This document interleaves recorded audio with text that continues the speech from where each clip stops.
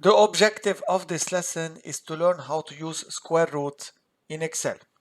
So I'm going to start with the basic formula, which is SQRT, and I have a number here.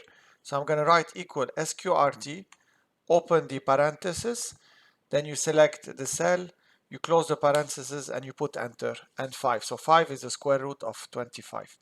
Now this is one formula that you have, but for me I like to do something more simple in Excel. So what I'm gonna do is equal, I'm gonna select the 25 and I'm gonna do to the power.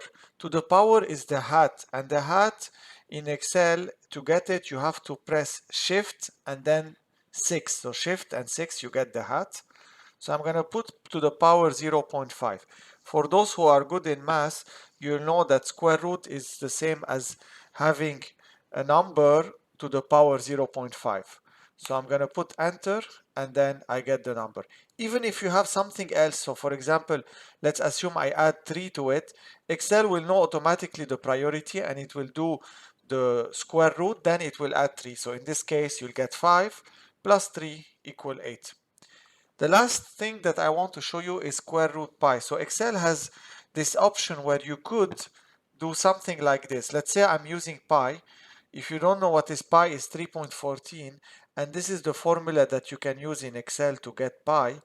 Then you multiply it, let's say, by 5, and if you get this, you do the square root of this, you'll get 3.9.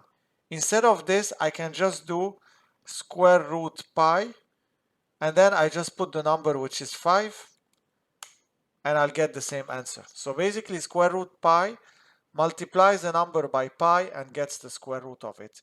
So this could be useful in some of your mathematical work.